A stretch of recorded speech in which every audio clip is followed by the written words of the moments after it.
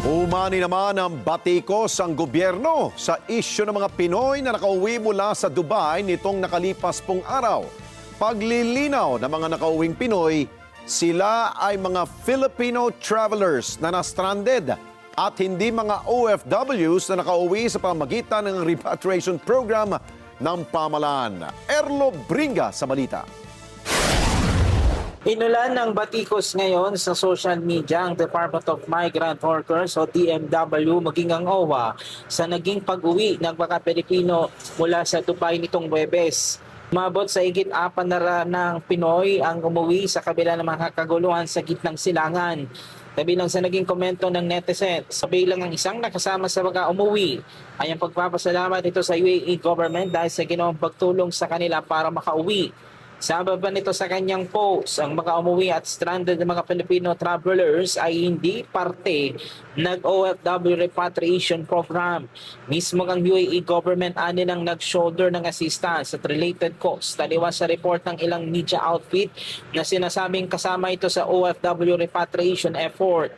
Sana raw ay maging accurate ang impormasyon. Sa isa namang post sa social media ng isa ding OFW sa Dubai, nag-call out ito sa gobyerno ng Pilipinas na huwag maging credit grabber dahil wala pa raw repatriation ng nagaganap sa mga OFW mula sa UAE. Tanging mga turista raw ang mga nasabing umuwi na sinagot umano ng UAE government.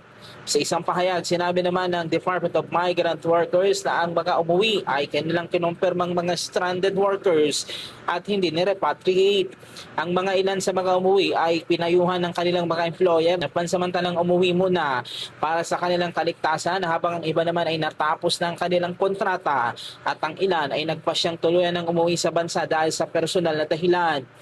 Nagpasalamat naman ng DMW at OWA dahil ligtas sa mga Pilipino at pinasalamatan din ng airlines at ang pamahalaan ng United Arab Emirates sa naging tulong nito. Iginit din ng DMW at OWA na agad silang nagbigay ng paunang tulong pinansyal sa pamagitan ng DMW Action Fund para sa mga returnees. Nagbigay rin ng accommodation at transport assistance ng OWA, medical assistance mula sa DOH at psychological support mula sa DSWD. Erlo Bringas para sa Mata ng Agila, matata, matapak, matapat.